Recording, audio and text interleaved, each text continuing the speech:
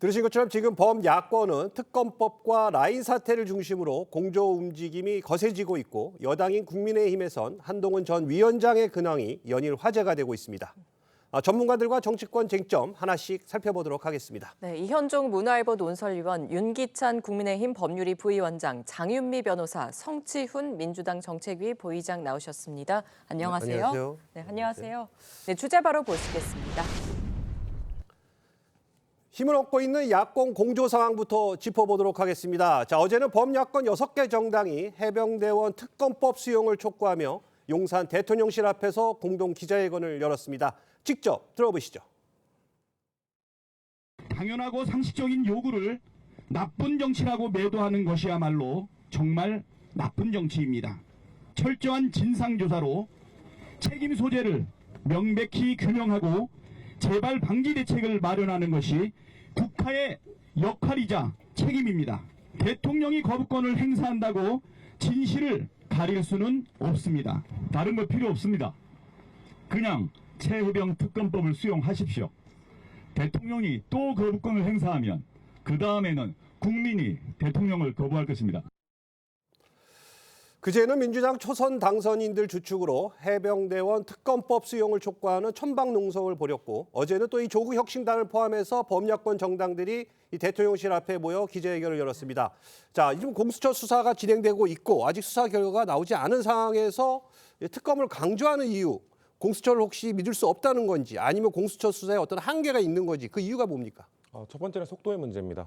우리 누차 이야기하고 있는 것이 최해병 사건이 작년 7월에 있었고요. 예. 관련된 통신기록 보존 기한이 1년이기 때문에 올해 7월이 지나게 되면은 관련자들의 통신기록이 다 이제 삭제가 됩니다. 그렇기 때문에 아직 밝혀지지 않은 사람들도 있기 때문에 그 사람들에 대한 통신기록을 보존하기 위해서는 특검을 통해서 빠르게 대처를 해야 된다는 것이고요.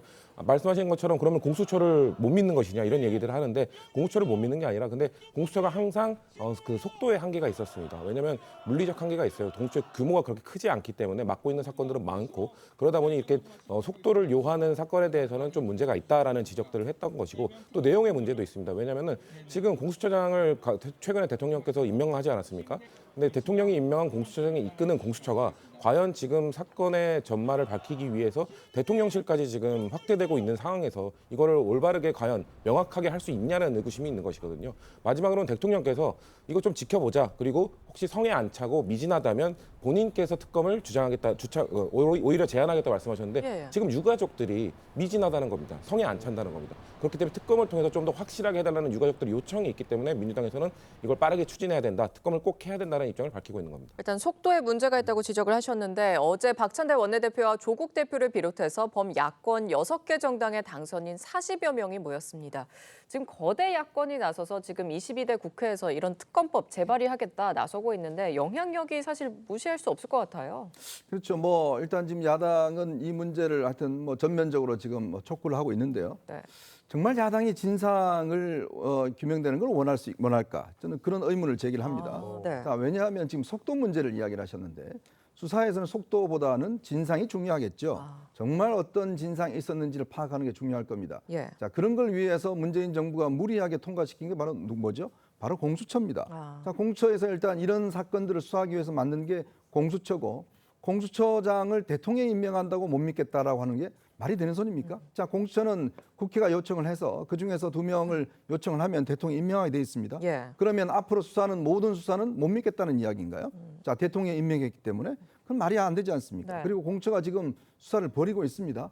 이 사건은요, 어떤 면에서 보면 제가 볼 때는 지금 두 갈래로 진행이 되고 있잖아요.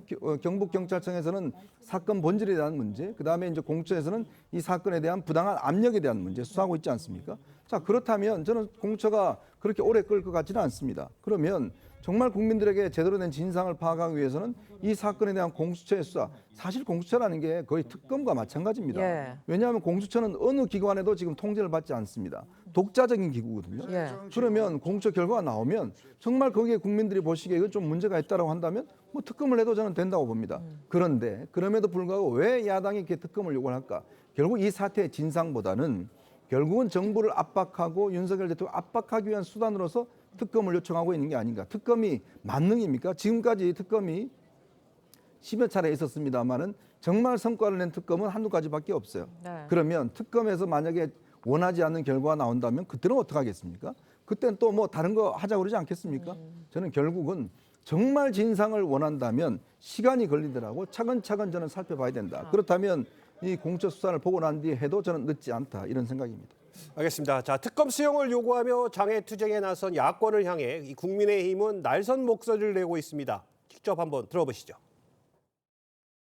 나쁜 선동부터 배울 것이 아니라 진짜 정치를 배워야 합니다. 22대 국회는 아직 개원도 하지 않았는데 천막부터 치고 완력을 과시하는 구태의연한 행태를 보여서야 되겠습니까?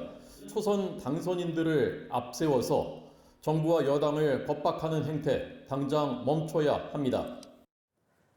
네, 지금 들으신 것처럼 개원 전부터 장외 투쟁에 나서는 것을 두고 국민의힘에서는 정치적 주도권을 노린 것이다. 뭐 겁박을 멈추라 이런 말까지 나왔어요. 네, 이걸 어떤 정치적 당리당략으로 접근 만약에 민주당이 했다면 역풍 맞았을 겁니다. 네. 지금 국민의힘에 저는 노인 선택지가 없다라고 생각합니다. 보수라면요. 군복무를 하다가 한 해병이 사망했는데 그리고 그 부분을 수사하는 해병대에서 8명을 입건해야 된다라고 했는데 대통령실에서 반대 의사를 밝혔다라는 이런 실체들이 드러나고 있으면 어떻게 해야 되겠습니까? 이걸 정확하게 진단하고 들여다봐야 된다고 해야 되는 거 그게 보수의 사실 역할 아니겠습니까? 네. 지금 그런 부분과 관련해서 나쁜 정치다? 국민들이 그렇게 생각하시지 않을 겁니다. 공수처 수사 못 믿는다고 누가 먼저 그랬습니까? 국민의힘에서 그랬습니다. 이종섭 전 장관이 호주에서 들어왔을 때 왜 자기 부르지 않느냐라고 했습니다. 왜 수사가 이렇게 더디냐고 했습니다. 실제로 인력이 굉장히 제한돼 있거든요. 수사검사 한 3-4명이 들여다보고 있습니다. 최근에는 이 국방부 법무관리관 영장 칠 거냐고 언론이 물었더니 여력이 되지 않는다라고 했던 게 공수처입니다. 그렇다면 특검 최대 104명의 인력이 가동될 수 있습니다. 그리고 공수처는 군에 대해서는 기소할 수 있는 권한이 없습니다. 공수처가 기소할 수 있는 건 판검사와 고위 경찰에 한정돼 있거든요. 한 사례가 있습니다. 김웅 의원에 대해서 기소해야 된다고 공수처가 검찰에 넘겼죠. 네. 검찰이 기소하지 않았습니다. 그렇다면 실체에 접근하는 가장 빠르고 정확한 방법이 무엇이겠냐? 저는 국민들이 특검이라고 답변하고 계신다고 생각합니다. 알겠습니다. 자, 이르면 모레 국무회의에서 결국엔 윤 대통령이 거부권을 행사할 것이다. 이런 전망도 나오고 있습니다. 자, 윤 대통령 고민 많을 것 같아요. 어떻게 예상하십니까? 뭐 지금까지 언행으로 비춰볼 때 거부권 행사가 예상이 되죠. 네. 근데 이제 공수처의 경우에는 사실 인력이 적기는 한데요. 공수처법에 따르면 파견받을 수 있어요. 그러니까 특검도 사실 파견받는 인력들이에요. 경찰로부터 파견, 검찰로부터 파견. 그럼 논리에 따르면 검사들이 파견돼서 만드는 특검하고 네. 별도의 임명 절차를 거쳐서 뽑는 공수처가 어느 게 더 중립적일까요? 그러니까 민주당이 기존에 해왔던 공수처 필요 논리에 따르면 당연히 공수처가 조금 더 중립적으로 민주당이 주장을 해왔다는 것이거든요. 네. 그렇다면 공수처에서 다른 분들을 파견받아서 하는 것이 낫다라는 생각이 드는 것이고 아까 속도 부분은 아까 말씀하셨지만 속도 그 당시에 그러면 이종섭 장관에 대해서 민주당이 빨리 수사해라라고 했어야 되는 거잖아요. 예. 그렇게 안 했잖아요. 그리고 또 하나는 본질적인 것은 책임 소재와 책임자 규명은요 경북경찰청에서 하고 있어요. 거기에 따라서 책임자로 만약에 8명이 다 책임자로 규명이 됐는데 이 당시 8명에 대해서 왜 나머지 분들은 입건하지 말라 그랬냐라는 그때 비로소 외압의 부당성 여부가 밝혀지는 거거든요. 그렇다면 경북경찰청에서 수사가 밝혀진 뒤에 그다음에 나머지의 이제 당부당이 결정되는 것이라서 저는 순서적인 측면에서도 일단 경북경찰청의 책임 소재, 원인 이런 것들을 밝혀야지만 재발 방지책이 나올 수 있는 것이고요. 그다음에 유가족 입장에서 보면 어떤 억울함이 풀리는 거 아니겠습니까? 네. 그다음에 이제 행정적인 측면에서 이럼에도 불구하고 왜 이 당시에 외압을 행사했냐라는 건 부차적인 문제인 겁니다. 따라서 공수처의 수사를 지켜볼 충분한 시간이 있는 거고 마지막으로 말씀드리면 이제 군사보훈법의 개정 때문에 사실 입건할 수 있는 권한이 없어요. 해병대는 예. 해병대 그 수사 공수처에서. 기관은 예. 수사기관이요. 예. 그렇다면 이거는 이제 나중 문제로 치부가 되는 거기 때문에 여기에 정치적인 관심이 쏟게 되면 경북경찰청 수사에 대해서는 지금 국민이 신경 안 쓰고 있잖아요. 오히려 저게 신경을 써야 되는 것이고 저는 민주당에서 왜 그러면 이렇게 하느냐. 이게 대통령의 탄핵이죠. 그러니까 대통령이 외압을 행사했다라는 걸 상정해 놓고 이거를 입증해 가는 과정 아니겠습니까? 그럼 대통령 탄핵을 위해서 지금 그 민주당에서 얘기하는 해병대원의 순직에 대한 진짜 원인 규명은 늦춰지고 있는 거잖아요. 저는 그래서 오히려 민주당은 경북경찰청에 찾아가서 빨리 해라. 좀 더 수사 범위를 넓혀라 이런 식으로 하는 것이 맞지 지금 대통령실 찾아갈 때는 아니라고 생각합니다. 지금 말씀하신 거에 대한 좀 반론을 듣고 싶고요. 이런 분위기 속에서 지금 윤 대통령이 거부권을 행사하면 범야권의 반발은 굉장히 좀 거셀 것 같거든요. 그렇죠. 아까 근데 경북 경찰청을 가야 된다고 말씀하셨는데 맞습니다. 일단 그 군대 안에서는 뭐 수사권이 없다 계속 얘기를 하시는데 조사 권한이 있습니다. 초기 기초 조사를 해서 넘기도록 되어 있습니다. 근데 아까 말씀하신 것처럼 8명의 피의자를 상정해서 넘기는 것을 누군가가 이종섭 그 당시 국방부 장관이 누군가의 전화를 받고 입장을 바꿨다는 게 명백합니다. 그리고 그 전화를 건 곳이 이태원로 용산 대통령실이라는 것도 지금까지 밝혀졌습니다. 근데 대통령이 누구라는 것까지는 밝혀지지 않았죠. 그렇기 때문에 사실상 이게 대통령이 그 뭔가 외압을 행사한 것이다라는 얘기들이 있는 것이고 이것은 수사 권한이 없는데 무슨 수사의 외압이냐라고 계속 주장을 하시는데 수사에 대한 외압이 아니라 기초 조사에 대한 분명 누군가의 외압이 있었다는 것이 지금 사실상 거의 밝혀진 것이기 때문에 대통령이 만약에 이거에 대해서 거부권을 행사하신다면 본인에게까지도 수사의 범위가 그 영향을 확대될 수 있는 그 수사, 그 특검에 대해서 거부를 하시는 것이거든요. 그렇기 때문에 저는 지금까지 뭐 그 거부권 행사를 수차례 하셨지만 이번에 만약에 거부권을 행사하게 되시면 저는 이거 상징적인 거부권이 될 것이다. 왜냐하면은 22대 국회에서도 계속해서 아마 전국 교착 상태에 빠지게 될 겁니다. 왜냐하면 지금 야당이 뭐 192석 다 범야권이 거대한 의석을 갖고 있지만 200석이 넘지 않는 상황이지 않습니까? 예. 그렇게 되면 계속해서 아마 야당은 여당에서 대안을 내놓고 있지 않는 법안들에 대해서 계속해서 통과시키고 대통령은 거부하고 이런 전국 교착 상태에 빠지게 되는 22대 국회의 시발점이 아마 최혜병 특검법의 거부권 행사가 될 것이다. 저희는 그렇게 보고 있습니다. 자, 이 점도 한번 짚어보도록 하겠습니다. 자, 해병대원 특검법에 대해 이제 윤 대통령이 거부권을 행사하게 되면 지금 들으신 것처럼 민주당은 재의결을 추진할 방침인데 자, 그러다 보니까 이제 국민의힘은 이탈표 단속이 과제가 됐다 이런 얘기가 나오고 있습니다. 안철수 의원의 목소리 들어보시죠. 나라를 위해서 목숨을 바친 분에게는 국가가 할 수 있는 최고의 예우를 해드리는 게 그게 선진국이죠. 저는 우리나라는 그 수준이 됐다고 보는 그런 입장입니다. 그래서 그런 정말 핵심 가치를 지키기 위해서 조금의 불리함이 있다고 하더라도 당당하게 돌파하겠다. 각자의 소신대로 행동할 수밖에 없다고 생각합니다. 네, 지금 들으신 대로 안철수 의원은 당론과 어긋나더라도 찬성표를 던지겠다 이런 입장인데 앞으로 이런 입장들이 계속 늘어날 가능성도 있다고 보십니까? 뭐 아마 이제 입장들이 몇몇 지금 현직 의원들 그다음에 이제 아마 22대 되면 또 당선인들은 좀 다를 수도 있을 거예요. 그때는 이제 국회의원이 되니까. 근데 참 이 문제를 과연 이 보훈의 문제로 접근한 것이 맞느냐 저는 의문을 제기합니다. 자, 이게 지금 의문사도 아니고 사고사지 않습니까? 네. 자, 그렇다면 이 부분에 대한 어떤 국가적인 책임과 이런 보훈의 임무는 당연히 있는 거죠. 근데 그게 과연 특검일까요?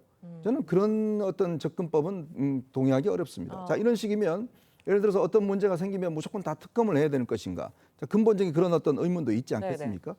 자, 그러면 문제는 이거를 정말 이 외압을 통해서 뭔가 막았다 그러면 그런 것들을 철저히 이제 그 파악을 해야 될 것이고 또 그러기 위해서 지금 공수처가 수사를 하고 있는 부분 아니겠습니까? 네. 그리고 대통령이 지금 이 문제에 관련해서 죽어도 특검 안 한다 뭐 이런 입장이 아니잖아요. 지난번 기자회견에 보셨지만 본인도 특검을 본인이 직접 하겠다라고 이야기를 했지 않습니까? 네. 그렇다면 정말 이 부분에 대한 진상을 우리가 알고 싶다라면 저는 공수처에서 1차적인 수사를 하고 그다음 특검이 또 한 번 더 하고 그렇게 한다면 저는 국민들이 아마 의문이 풀릴 거라고 봅니다. 그럼에도 불구하고 왜 자꾸 이 시점에 특검이냐? 이 특검이 보면요, 결국은 또 민주당이 추천하는 사람으로 특검을 하도록 되어 있습니다. 그럼 매일 지금 브리핑을 하도록 되어 있습니다. 네. 아까 윤기찬 변호사 이야기했지만 이 의도 자체가 보면 결국은 대통령 탄핵으로 갈 수 있는 어떤 이 중간다리 그리고 탄핵의 요건을 만들기 위한 거. 저는 그런 목적이라고 봐요. 자, 그렇다면 그런 정치적 목적을 가지고 하는 것인데 국민들 입장에서는 아니 어떻게 해병대원이 죽었는데 정부가 이렇게 할 수 있느냐라는 감성적인 측면은 있겠죠. 그러나 좀 더 냉정하게 보면 이 문제는 결국 야당이 대통령, 즉 압도적인 의석을 가지고 있는 야당이 대통령 탄핵으로 가기 위한 그 중간 다리로 이걸 삼는 것이기 때문에 그 정치적 목적과 정말 해병대원을 위한 것이었는지 이 부분을 좀 더 우리가 냉정하게 갈라볼 필요가 있다는 겁니다. 알겠습니다. 자, 민주당은 21대 국회 마지막 본회의에서 이 해병대원 특검이 무산되더라도 22대 국회에서 재발의할 계획이다 이렇게 밝혔습니다. 아까 말씀하신 것처럼 그렇게 되면 대치 정국에 대한 우려 안 나올 수가 없는데 어떻게 보십니까? 일단 민생 관련해서 여러 법안들 협력하는 게 맞죠. 협치하는 게 원칙이라고 생각합니다. 그렇지만 협치할 것과 그렇지 않은 부분 분별해야 될 필요도 전 정확히 있다라고 생각합니다. 최상병 특검법이 그런 문제라고 생각하는데요. 대단히 이상합니다. 최혜병이 사망한 이후에 그 장관이 결재를 했습니다. 8명 입건이 되는 것에 대해서. 그런데 하루아침에 번복이 되죠. 수사브리핑도 예정돼 있는 하루 전에 다 취소가 됩니다. 그러면서 박정훈 대령이 들었다는 건 이른바 VIP의 경로입니다. 대통령이 관여했는지 안 했는지는 저희는 지금 알 수가 없습니다.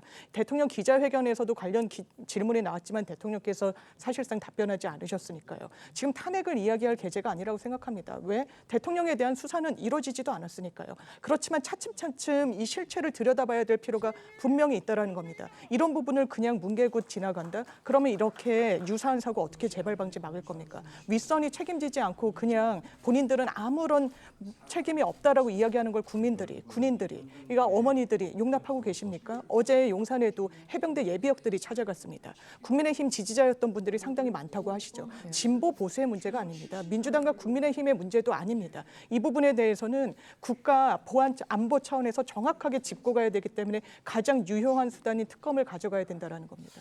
제가 한마디 지적하고 싶은 예. 것은요. 예. 정말 국가 안보와 정말 이걸 민주당이 우선시한다 그러면 네. 과연 서해 공무원 사태 때 또 천안함 사태 때 뭘 했느냐를 묻고 싶습니다.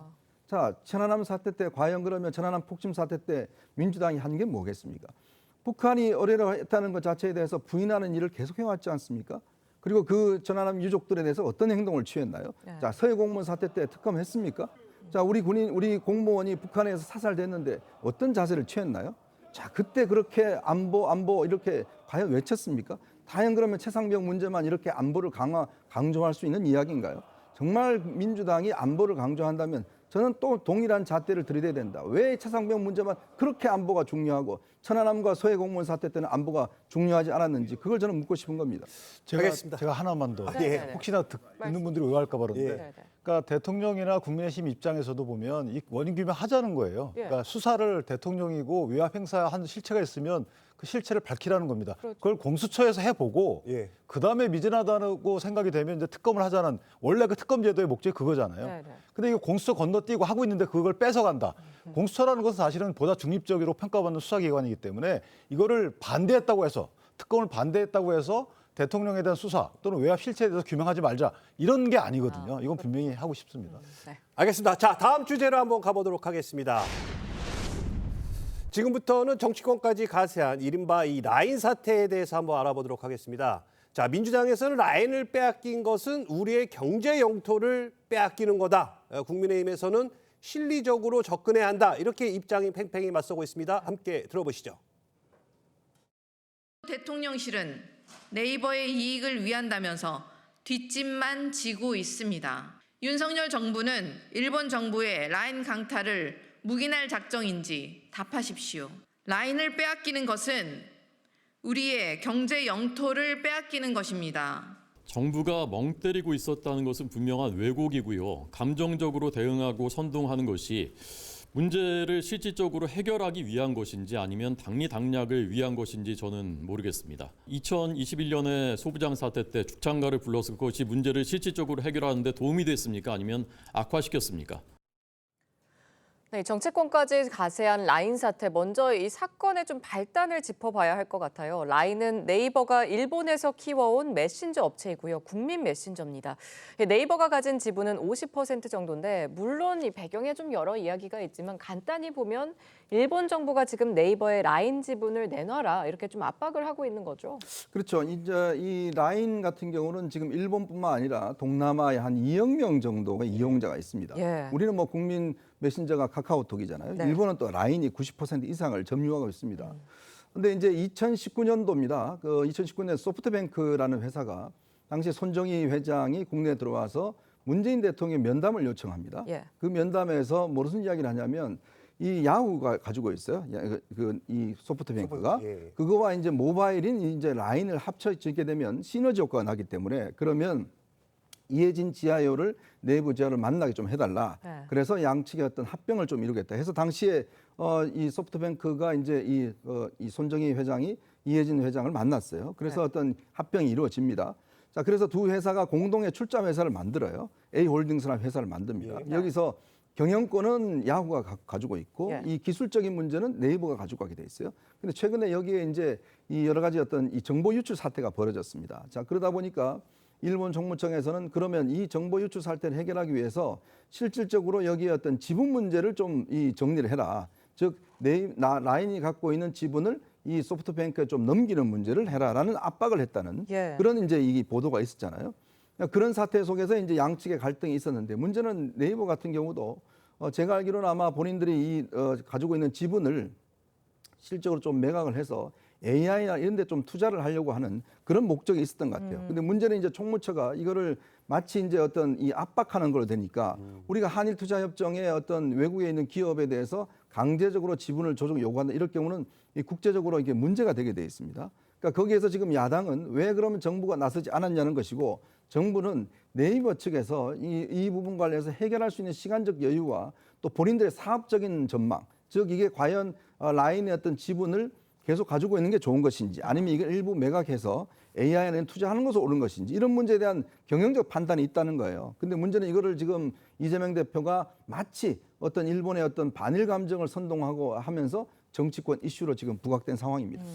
자, 어쨌든 이 휴식 겸 치료를 받고 있는 이 이재명 대표가 11일 SNS에 반일 감정을 자극하는 게시글을 3개나 올렸습니다. 자, 이건 어떤 의미가 있을까요? 아무래도 지금 윤석열 정부 들어서 일본과의 대일 외교에 있어서 좀 저자세 외교를 보여왔던 것들을 계속 지적해 왔거든요. 민주당은 그런 거에 그 과거사 문제도 있었고 후쿠시마 오염수 방류 문제도 있었고 이제는 하다 경제 관련된 문제까지도 일본에 대해서 너무 저자세로 대응하는 것이 아니냐라는 것을 지적하는 겁니다. 아까 말씀하신 것처럼 네이버 입장에서도 지분을 매각하고 싶을 수도 있고 그거에 대한 경영권 판단을 하고 있는 걸로 알고 있습니다. 하지만 문제는 그런 것이 기업 대 기업의 협상을 통해서 이루어지는 것이 아니라 뭔가 일본 정부가 정치권이 이게 외교가 개입하게 되면은 제값을 못 받을 수도 있는 상황 아닙니까? 그렇게 됐을 때는 한국 기업이 피해를 보지 않도록 한국 정부에서도 그런 어느 정도의 도움은 줘야 된다는 겁니다. 지금 분위기 자체가 마치 네이버가 50%의 지분을 갖고 있는데 잘못해서 뺏기는 것처럼 되고 있으니까 이거에 대해서 네이버가 만약에 매각하고 싶어도 제값을 받기 위해서는 뭔가 외교적으로도 풀 문제가 있지 않겠냐 이걸 들여다봐야 되는 거 아니냐 너무 방관해서는 안 된다는 주장을 지금 민주당에서 하고 있는 겁니다. 지금 제값을 지불할 수 있으면 물론 좋겠지만 이런 식으로 사실 자극을 계속 반일 감정을 내부에서 저희가 국내에서 자극하고 있는 것 이거는 또 어떻게 보십니까? 이게 반일 감정을 자극하는 건 사실은 이제 정치인들인데 국익에 도움이 안 되죠. 이 부분은. 물론 반일 감정을 자극해야 될 때도 있죠. 일본 기업이 조직적으로 일본 정부가 조직적으로 움직일 때는 만약에 우리 힘이 안 되면 당연히 국민적 힘을 얻어야 되죠. 그럴 때는 국민적 여론의 등에 타기 위해서는 해야 됩니다. 그런데 문제는 뭐냐면 이 부분은 일본의 제도와 법령이 바뀌는 게 아니고 일본의 행정제도라는 건 우리의 행정제도 똑같습니다.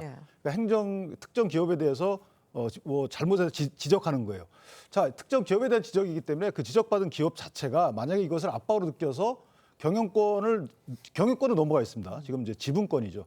지분권을 넘길 필요성이 있는지 여부에 대해서 판단하고 나는 넘기기 쉽지 않은데 일본 기업이 넘기라고 한다. 그럼 정부가 도와줘야 되겠죠. 근데 만약에 말씀하신 대로 네이버라는 곳이 자기들 경영 판단에 따라서 이번에 넘기는 게 낫겠어. 이렇게 판단한다 그러면 그걸 우리가 되돌리는 것은 오히려 기업 이익에 반하는 거잖아요. 그러니까 그거에 대한 아마 정부하고 여러 가지 교통이 있을 거다라는 생각이 들고 그런 논리에 따르면 말씀하신 2019년도 그때 4월인가요? 손정희 씨가 왜 대통령을 찾아왔겠습니까? 문재인 대통령 취임한 지 2번째 만난 기업인이 일본 기업인이에요. 제일 교포지만. 일본 기업인 손정희 씨를 만난 뒤에 그 이혜진 씨하고 손정희 씨가 바로 만납니다. 그 당시 보면요. 네이버가 라인의 지분을 70% 이상 갖고 있었어요. 근데 그것을 넘긴 거거든요. 그럼 그거는 반일 아닌가요? 자, 그런 식으로 따지면 안 돼요. 다 상황 논리가 있는 거죠. 그 당시에 문재인 대통령은 잘 되라고 했겠죠. 네이버가 잘 되라고 한 거죠. 그 당시에 네이버가 먼저 접촉한 게 아닙니다. 손정희 시소프트뱅크가 본인들의 적자를 메꾸기 위해서 네이버 인수가 필요했고 라인 인수가 필요했고 대통령을 만나 뵌 거예요. 그러면 대통령 입장에서 보면 손정희 씨를 위해서 그걸 주선했을까요? 전 그렇게 판단 미스였겠지만 그렇게 생각하지 않습니다. 이것은 네이버를 위해서 그렇게 말씀하셨겠죠. 그럼 역으로 말하면 똑같은 거예요. 그러니까 정부도 지금 네이버를 위해서 뭔가 움직이고 있겠죠. 이걸 다 지켜본 뒤에 힘을 보탤 필요가 있으면 그때 보태라라고 생각합니다. 자, 그런데 민주당은 5월 국회 중 이 관련 상임위를 열어서 이 라인 사태에 대한 긴급 상황 점검을 하겠다 이렇게 밝혔습니다. 자, 이제는 국회 차원에서 또 대응하겠다 이런 겁니까? 그렇죠. 시장은 시장 논리에 맡기는 게 원칙이고 맞죠. 그런데 일본이 지금 그러고 있습니까? 법적 근거 없이 행정지도로 지분을 매각하라 마라 하는 건 대단한 월권입니다. 시장에 왜 그런 규제를 합니까? 정부의 인식도 그런 거 아니겠습니까? 가계부 차관이 압박으로 느껴지는 행위를 하는 부분에 대해서 유감 표명 공식적으로 한 겁니다. 정부도 문제의식을 갖고 있다라는 거죠. 그렇다면 적절한 타이밍에 제대로 개입했느냐라는 의문이 지금 제기가 되고 있는 겁니다. 정부에서도 사실상 뒷짐지고 있었던 거 아니냐라는 문제 제기, 문제의식 여권에서도 나오고 있거든요. 그렇다면 이 부분과 관련해서 대한민국 정부가 뭘 해야 되느냐. 지금 플러스 알파는 보이지 않습니다. 유감 표명한 이후에 어떻게 하겠다는 건지 시장의 개입을 철저하게 차단해야 되겠지만 일본 정부가 그렇게 하고 있냐고 묻는 겁니다. 한일 외교 어떤 가치 외교 중요하죠. 그렇지만 외교는 가치보다 실리 아니겠습니까? 허울 좋은 가치를 찾기 이전에 우리 기업을 보호하고 뭐라도 백업하기 위해서 뭘 해야 되겠습니까? 그렇다면 민주당이 수권 정당으로서 국회에서 들여다보자 하는 건 너무나 자연스럽다고 생각합니다. 제가 하나만 보태면 예. 걱정되는 부분이 이런 부분입니다. 뭐 정치적 행위를 할 수는 있어요, 민주당. 그런데 민주당의 저런 반일 감정을 위한 정치 행위가 일본에 어떤 영향을 미칠까요? 일본 국민들은 반한 감정이 생깁니다. 반한 감정이 생기면 일본 내에서 기업 활동을 하는 네이버 도움이 될까요? 도움이 안 될까요? 저는 개인적으로 도움이 안 된다고 봅니다. 그런 차원에서 보면 이게 과연 네이버를 위해서 민주당이 저런 문제 제기를 하는 것인지 좀 깊이 고민해 봐야 됩니다. 저도 사실 이 부분에 좀 동의를 하는 게 조국 대표도 지금 가세를 해서 내일 독도를 방문을 한다고 하고요. 청와대 민정수석 시절 SNS에 죽창가를 올렸었기도 했거든요. 조국 대표가. 이때에 이어서 지금 또다시 반일 선봉에 나선 겁니다. 말씀하신 것처럼 네이버 측에서도 이런 식의 외교전은 오히려 우리 기업들, 네이버뿐만이 아니라 우리 기업들에게 더 악효과를 불러올 수 있다. 이런 우려를 하는 분위기를 저는 직접 들었거든요. 이게 과연 이런 식의 조국 대표의 움직임들이 도움이 될까요? 너무 그 선을 넘는 것까지는 저희도 우려스러운 부분이 있습니다. 그래서 저는 그 개인적으로는 네이버의 의견, 네이버의 입장이 가장 중요하다. 예. 민주당도 이 문제를 해결함에 있어서 국회도 지금 연다고 하지 않았습니까? 아마도 네이버 관계자들 그런 분들도 불러서 네이버의 입장을 좀 들어보고 선을 조정하는 것도 좀 필요하다고 생각합니다. 다만 그 당시에 뭐 죽창가 문제를 이야기할 때 그 당시 그 소부장 문제를 더 악화시키지 않았냐는 비판이 있었는데, 근데 그 문제를 들여다봐야 되는 것이 그때 소부장 문제가 불거졌던 것은 일본 정부가 먼저 화이트리스트에서 한국을 배제하면서 발생했던 것이고, 그때 죽창가 같은 한일 감정을 반일 감정을 자극할 수 있는 그런 것들이 도움이 됐느냐? 저는 결국 소부장 사태가 터졌을 때 한국의 그 관련 기업들이 더 자립화에 성공하고 성공적으로 자리를 매김하지 않았습니까? 그런 것들이 그런 결과론적으로 봐야지 중간에 있었던 그런 조국 장관 그 당시에 그런 그 선동적인 언행들이 오히려 그 소부장사를 악화시켰다라는 평가는 좀 부적절하다고 생각을 하고요. 이번 사태에 있어서도 지금까지는 모르겠습니다. 지금까지는 그래도 일본 정부가 한국에서 이렇게 압박을 하니까 이거는 우리 경영권에 대해서 직접적 압박은 한 것은 아니다라면서 좀 우회적인 해명을 내놓지 예. 않습니까? 그런 긍정적 효과를 어느 정도 봤으니 저는 민주당에서도 좀 이제 숨고르기를 할 단계가 오지 않았나. 계속해서 좀 자극하는 거는 좀 자제할 필요가 왔다. 그런 단계가 왔다라고 좀 판단하고 있습니다. 반면에 국민의힘에서는 이 과거 죽창가를 불렀던 게 문제 해결이 도움이 되냐 이렇게 비판하고 나섰습니다. 제 기억에도 당시 한일 관계가 굉장히 얼어붙었었고 또 경제도 타격이 있었던 것으로 기억이 되거든요. 그 과정에서 많은 기업들이 문을 닫거나 굉장히 어려움을 겪었잖아요. 예. 그러니까 결국 정치가 외교와 우리 어떤 기업들의 어떤 생존권, 기업들에 도움이 돼야 되는데 이번 사태도 보십시오. 지금 우리가 좀 전에 이야기했듯이 정말 이 정부가 제대로 대응을 했는지, 자 그러면 우리가 어떻게 해야 될지 이런 문제를 국회에서 논의하는 게 전 당연하다고 봅니다. 네. 그래야지만 우리 기업들도 힘을 얻는 거 아니겠습니까? 근데 지금 이재명 대표와 조국 대표 하는 일이 뭐죠? 이재명 대표 바로 일본 총무상이 또 일본미의 고손자다 이런 지금 사진을 올리고 있지 않습니까? 예. 조국 대표 독도 간다 그러잖아요. 이게 무슨 일이죠 정말? 아니 이런 문제 이렇게 이 문제가 이런 방식으로 해결돼야 될 문제인가요? 아니 정말 이 범야권의 양당의 대표가 어떤 문제가 터지면 이 문제에 대한 원인 해결과 이런 걸 찾기 이전에 벌써부터 선동을 하고 나오고 있지 않습니까?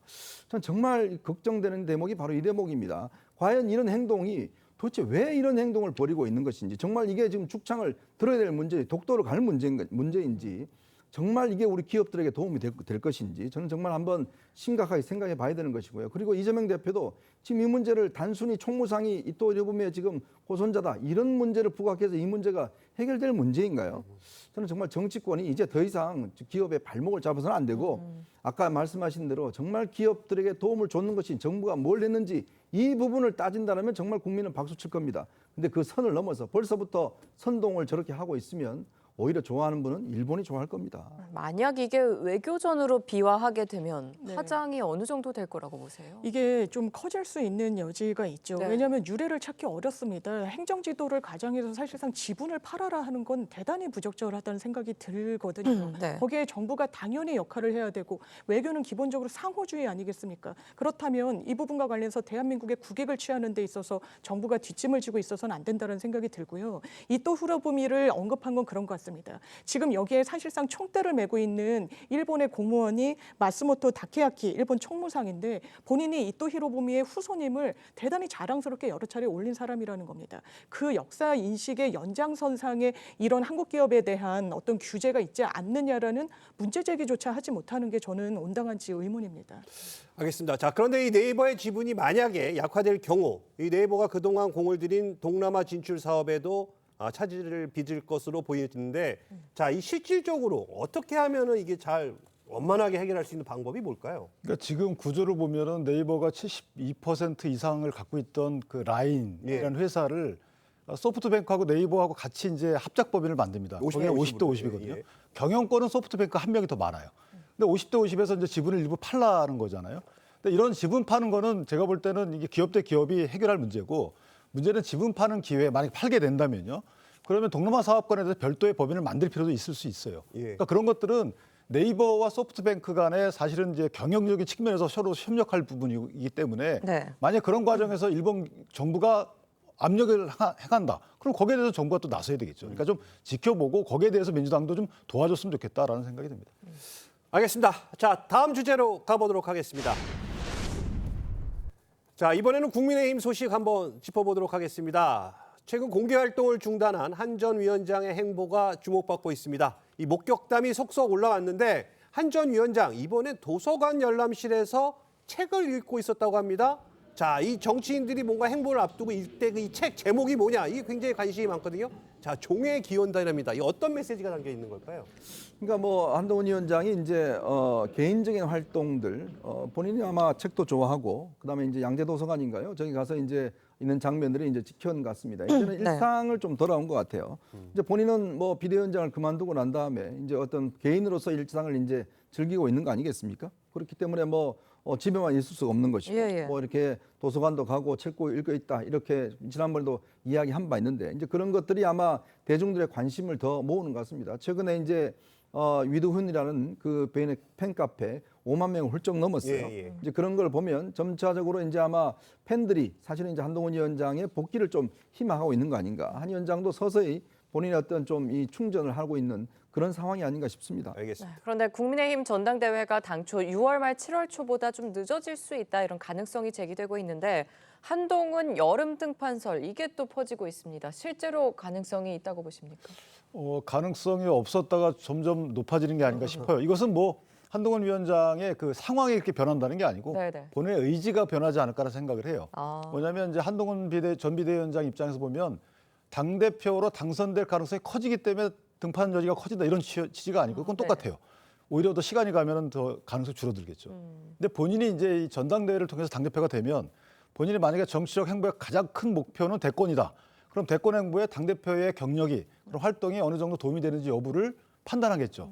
그럼 판단에 있어서 좀 전향적인 판단이 되면 당대표의 선거에 나서는 거고 이게 도움이 되지 않을 거라고 판단이 되면 나서지 않을 거고 그런데 대통령이 한동훈 전 비대위원장에 대한 여러 언급들이 나오고 있잖아요. 그리고 전당대회에 나오려고 하는 분들의 면면을 보더라도 대권 주자들도 있어요. 그렇기 때문에 대권 주자가 이제 자제할 필요가 없다라는 상황이 만들어지는 거고 대통령 임기가 3년 남았기 때문에 대통령과 협력 관계를 유지해서 만약에 성공한 대통령으로 자리매김하면 본인도 성공한 대권 주자가 되지 않을까 이런 계산 하나 있는 것이고요. 지금부터 만약에 지금 본인이 계속 칩거하게 되면 대통령과 척을 진 상태에서 칩거가 돼요.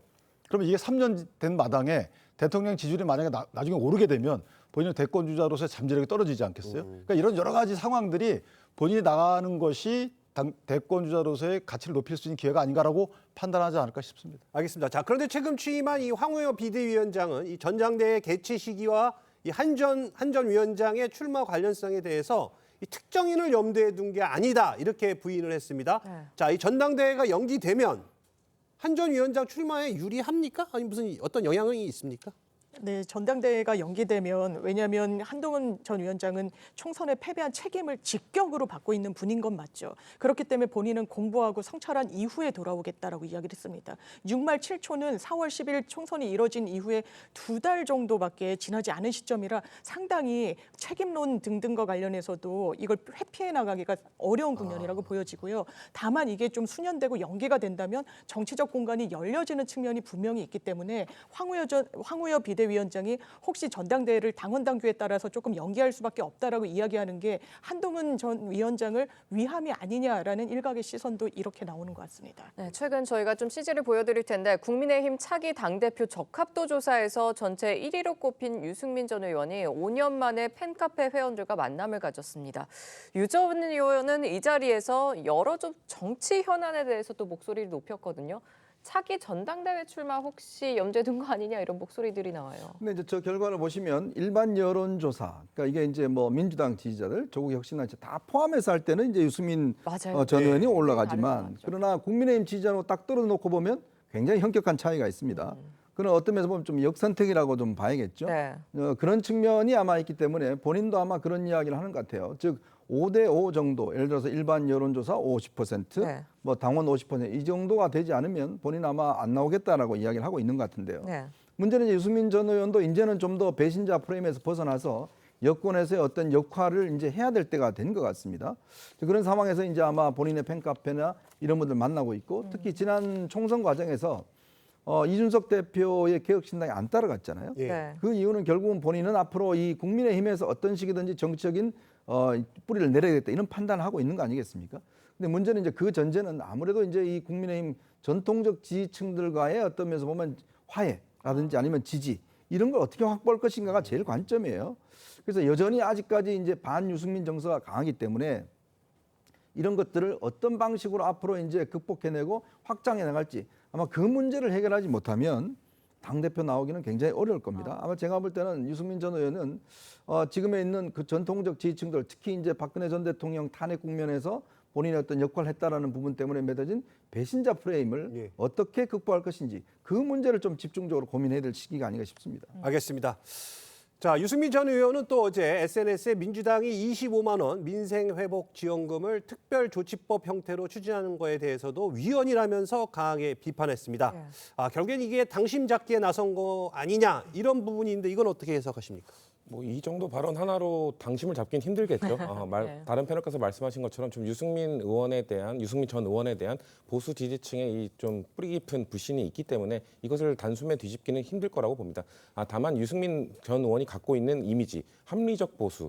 나는 윤석열 대통령, 윤석열 정권에 대한 비판도 하지만 보수로서의 가치가 흔들리는 정책에 대해서는 나도 비판할 또 야당에 대한 비판도 한다. 그런 합리적 보수의 스탠스를 좀 더 명확히 표현하기 위한 그런 발언으로 보이고요. 유승민 전 의원은 제가 봤을 때는 아마 이 룰, 지난 전당대회 때 또 나오고 싶었다는 의사를 표명했지만 당신 100%로 룰이 바뀌면서 사실상 마음을 접지 않았습니까? 예. 이번에도 룰이 바뀌지 않는다면 이번에도 유승민 전 의원은 아마 출마를 결심하기 힘들 걸로 보여지고요. 아마 저는 한동훈 또 전 위원장의 이런 거취 문제와 관련돼서도 유승민 의원이 자신의 그런 출마 여부를 판단하는 데 좀 영향이 있지 않을까. 이 말은 뭐냐면 결국 지금 이번 전당대회 그리고 이번 총선 이전에 있었던 총선에서 나타난 중도 보수층의 민심은 윤석열 대통령에 대해서 그래도 할 수 있는 토론이 좀 해라. 수직적 당정 관계가 너무 심하지 않느냐. 그걸 좀 바로잡을 수 있는 사람이 해야 되는 거 아니냐라는 민심이 분명 드러난 거라고 보거든요. 예. 그 목소리를 낼 수 있는 것은 지금 유승민 전 의원 아니면 한동훈 전 비대위원장 아니겠습니까? 그렇기 때문에 한동훈 전 비대위원장이 만약에 그 스탠스를 갖고 출마를 하게 된다면 유승민 전 의원의 공간도 사라지는 것이기 때문에 유승민 전 의원이 그런 것들을 좀 다 종합적으로 고려해서 고민하고 있는 단계가 아닐까라고 보여집니다. 네, 또 이런 가운데 조정훈 의원은 그제 황우여 위원장을 만나서 이 총선 백서가 다음 달 중순 정도에 공개될 거라고 밝혔는데 사실 이게 또 한 전 위원장을 겨냥하고 있는 거 아니냐 이런 논란이 또 커지는 것 같아요. 총선 백서가 전당대회에 미칠 파장은 좀 어떻게 보십니까? 그러니까 아무래도 저렇게 빨리 저는 빠르다고 보거든요. 아, 네. 총선백서라는 게 사실 설문조사에 그쳐서는 안 되는 거죠. 예. 출마자들을 대상으로 해서 민심이 어떠냐 해서 본인들의 답변한 내용을 그냥 기재한 거에 그치면 안 되는 거고 예. 네. 좀 심층적으로 돼야 되고 대안까지 나와줘야 되는 것이기 때문에 저는 다음 달 중순에 나온다는 것 자체가 좀 이해가 안 가는 부분이 없지 않아 있어요. 예. 그러니까 만약에 1, 2, 3편 해가지고 나온다는 몰라도 그래서 저게 다음 달 만약에 발표가 된다면 설문조사에서 나오게 되면 패장들 입장에서 보면 누가 제일 아쉬울까요? 선대위원장과 대통령이겠죠. 그렇다면 저 부분은 과연 누구나 다 아는 것을 백서 형태로 기재한들 그게 어떤 효과가 있을지 저는 조금 더 심층적인 백서 작성이 됐으면 좋겠다라고 생각합니다. 알겠습니다. 자, 계속해서 국민의힘 내부 상황도 살펴보도록 하겠습니다. 친윤 핵심이죠. 이철규 의원의 이 원내대표 불출마를 놓고 지금 후폭풍이 거셉니다. 이철규 의원과 같은 당 이 배현진 의원 사이에 설전이 오갔는데요. 직접 한번 들어보시죠. 악역을 맡아달라고 저에게 요구한 사람이 밖에 나가서 마치 제3자가 또 엉뚱한 사람이 이야기하듯이 말씀하실 땐 조금 당혹스럽기 그지없어요. 혹시 배현진 의원 말씀하시는 제 말에서 답에서 추측이 가능하실 거라 생각합니다. 나는 동쪽을 보고 있는데 서쪽에서 요란이 소란스러운 소리가 들리네. 아니 그분이 조선 의원이 정치 신인인가요? 아니죠. 말을 섞을 이유가 없다고 했다고요. 전 안 나오시는 게 맞다고 봅니다, 이번에. 그래. 네, 다치세요. 그래 맞아. 자, 지금 뭐 보신 것처럼 이 의원이 배 의원을 향해서 나는 동쪽을 보는데 왜 서쪽이 시끄러운지 모르겠다. 이렇게 말하자 또 배 의원은 선배답게 입 무겁게 하라. 이렇게 또 서로 날선 발언들이 오갔습니다. 자, 어떻게 들으셨습니까? 참 정말 보기 드문 행태가 전개되는 것 같습니다. 자, 우선 두 사람의 어떤 이야기였던 뭐 논란, 뭐 옳고 그름을 떠나서 일단은 동료 의원과 기본적으로 통화한 내용을 저렇게 공개한다는 게 저는 처음 보는 것 같아요. 네네. 정말 있을 수 없는 일을 한 것 같습니다. 저거는 뭐 내 동료가 아니다, 그냥 같이 앞으로 안 보겠다 이런 뜻인 것 같은데 아무리 상대방이라도 저렇게 하지는 않습니다. 네네. 야당 의원이라도 예를 들어서 서로 간에 합의 없이 저렇게 통화 내용을 공개한다? 저는 있을 수 없는 신의 상식의 위반이죠. 얼마 전에 이준석 대표가 원희룡 당시 이제 전 장관하고 한 통화 내용이 이제 공개하는 바람에 그것도 굉장히 논란이 됐지 않습니까? 예. 정치권이라는 게 뭡니까? 이 기본적으로 신의를 바탕으로 해서 예. 서로 뭔가 협상도 하고 타협이 하고 적도 될 수가 있고 동지도 될 수가 있고 그런데 기본적인 신뢰관계 즉 개인에 알려서 그럼 앞으로 누가 배현진 의원하고 통화하려고 그럴까요? 다 자기 이야기가 녹음된다고 그러면 누군가 통화한다고 그럴까요? 그거는 기본적으로 있을 수 없는 일이다. 자, 그리고 그러면 좀 더 근본적으로 보면 이철규 의원이 이제 지난번 공천 관리를 이제 실제로 했지 않습니까? 인재 영입하고 뭐 등등 했는데 이제 그런 과정에 대한 좀 앙금이 남아 있었던 것 같아요. 자, 그러면서 이제 이철규 의원이 과연 그럼 나서는 게 맞느냐 안 맞느냐? 그건 정책으로 뭐 옳고 그러면 나눌 수가 있죠. 네. 그러니까 이철규 의원이 정말 이번에 나서서 안 된다라는 주장을 할 수가 있는 거고 할 수가 있는 것인데 그런 문제를 저런 방식으로 문제를 푼다? 저래 되면 앞으로 이철규 의원과 배현진 의원이 얼굴을 보겠습니까? 그리고 또 그 당사로 지목된 박정훈 당선인 같은 경우도 얼굴을 볼 수가 있겠어요? 같은 당이라고 이야기할 수 있을 것 같습니까?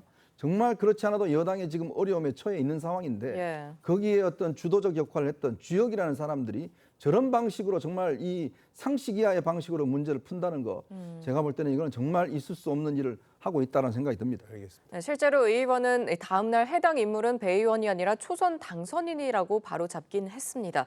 여기서 일단락되는가 싶었는데 사실 박정훈 당선인이 분을 넘는 욕심은 자신을 무너뜨리는 법이라면서 3선에 성공한 이 의원을 또 저격을 했어요. 그러니까 이게 좀 점입 가경인데요. 예. 어떤 노선이나 공동 선을 위해서 뭐 갈등을 겪으면 국민들이 이해를 할 텐데 사실상 감정 싸움을 그것도 자당 내에서 보여요. 하고 있는 예, 예. 겁니다. 일단 배현진 의원인가요? 라고 그 당시 라디오 앵커가 물은 것처럼 이거 혹시 배현진 의원 아니야? 라는 일각의 의혹 제기가 있었죠. 배현진 의원이 굉장히 좀 화를 냈고요. 그러자 초선 내 이번에 당선인이 된 사람이라고 하니까 또 박정훈 당선인이 거론이 됐던 겁니다. 그러니까 박정훈 당선인도 거기서 그냥 끝냈어야 되는데 네네. 그냥 가만히 있지 않았던 겁니다. 본인의 SNS에 그리고 관련해서 방송 출연까지 하면서 사실은 이철규 의원을 한 예식장에서 만나서 내가 악수를 청했더니 너 나 알아? 라고 했다라는 라는 어떻게 보면 뭐 알리지 않아도 되는 그런 상황을 국민 앞에 그냥 알린 거예요. 그러면서 감정이 상당히 좋지 않다라는 걸 만천하에 공개를 하면서 이 부분에 대한 여진이 가라앉지 않고 있는 것 같습니다. 근데 또 의원 측에서는 너 이런 표현은 또 없었다 없었다고 이런 얘기를 얘기들도 하고 나오고 있고요. 자, 그런데 이런 상황을 놓고 이 정치권 일부에서는 이 녹음 파일까지 공개한 거는 이 선을 넘은 행동이다. 또 이렇게 얘기하고 있고요. 또 한쪽에서는 이철규 의원이 말을 바꾼 것이다. 이렇게 되면서 이 당내 갈등은 계속해서 번지는 모양새입니다. 자, 그러다 보니까 일각에서는 총선 참패 수습도 전에 이 새 지도부가 강조한 이 단일 대우마저 깨지는 거 아니냐 이런 우려가 나오고 있습니다. 당이 어려울 때잖아요. 그런데 저는 개인적으로 말씀 주신 대로 전혀 궁금하지 않거든요. 그러니까 예를 들면 이철규 의원이 이게 뭐 대통령이 만약에 불출마를 정용했다 이러면 그거는 공방의 대상이 돼야죠. 그러니까 정치행위이기 때문에. 그런데 뭐 초선 당선인이든 재선이든 어느 분이 나가지 마세요, 나가요. 이게 뭐가 중요합니까? 그리고 진실규명에 대해서 국민들이 진실규명 요구하지도 않았어요. 당내에서 전혀 궁금하지가 않아요. 네. 그런데 왜 저렇게 과잉 대응들을 서로 간에 하는가? 개인적으로 뭔가 목적이 있겠죠. 그런데 그 목적에 대해서 글쎄요, 저는 당내 분란, 그러니까 당내에서 이루어지고 당의 국회의원 직함을 달고 이루어지는 분들이기 때문에 저는 저런 부분들이 당에 만약에 세력을 약화시킨다 그러면 저는 더 이상 가면 징계해야 된다고 봐요. 알겠습니다. 자, 지금까지 정치권 쟁점 짚어봤습니다. 감사합니다. 감사합니다. 감사합니다.